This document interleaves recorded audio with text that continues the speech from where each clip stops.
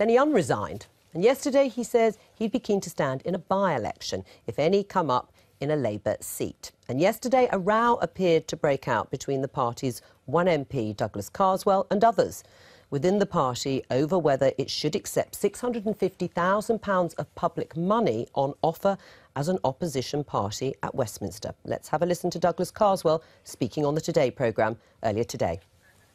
There are one or two rather excitable staffers in UKIP who came up with a proposal that involves hiring 15 extra people. I would just point out that, I'm not an American senator. I doubt very much that even Ed Miliband, when he was leader of the opposition, would have had 15 staff in his office. I would much rather deal with this now than in a year's time face awkward questions from journalists like you phoning up and saying, why on earth are you spending the best part of £1 million running an office? UKIP's meant to be different, and UKIP is going to be different.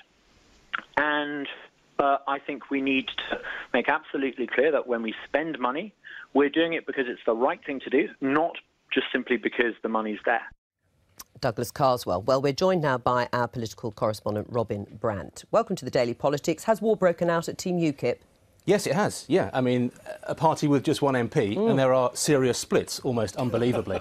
And I think what you've got... That is an achievement. I've been using that gag for 24 hours now. Yeah. I think what you've got is a principled row between Douglas Carswell and some senior figures at the top of the party about what they do with this £650,000. I mean, he has said repeatedly, I'm not a US senator. He doesn't believe he needs this huge, sizable staff. And he has made comparisons, I think, in private to perhaps how UKIP staff operate in Brussels and what they do with Brussels money. He thinks Westminster is different. This is a man, of course, who came to power in Clacton on a ticket to reform the way that Westminster politics is done.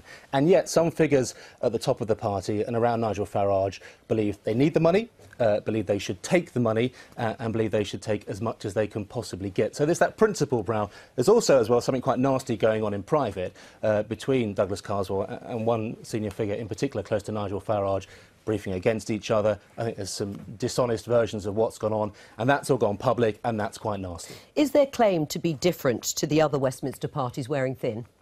Well, I mean, look, you've got Nigel Farage, the man who said his head was on the block, rather. He would go, he went, then he didn't go. There were some criticisms made by other senior figures about how that would look. That may damage his reputation as a man who can be true to his word.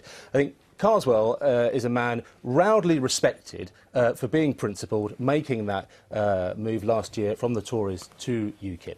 And as I said, he's a man who was elected, re-elected again on Thursday on a ticket to reform Westminster politics, change a lot of the way that business is done over there. And he doesn't think taking as much short money as they can possibly get and not really justifying perhaps where it goes, he doesn't think that's the way to continue to build up that reputation. Because the system, of course, was put in place in the 1970s, this idea that if you're an opposition party, you will get a certain amount of money to be able to function. It's based on votes, MPs. Absolutely, but one MP, I suppose it does look slightly strange if there are 19 staff working in one office. There is an anomaly now. I mean, they got the one MP, first past the post, punished them, but 4 million votes. They amassed a huge amount of votes. That is the main reason why they now get this huge amount of cash.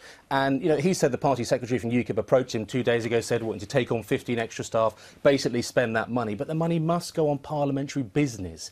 It can't go on supporting perhaps other functions of UKIP more generally, or it's certainly not supposed to. And he sees the possibility here of this massive staff working in his office over there just not being acceptable, certainly to himself personally, and certainly not to UKIP voters. Just very briefly, who's going to win? Douglas Carswell or... Well, he doesn't sound to me like a man who's willing to stand down, but Farage is going to have to resolve this.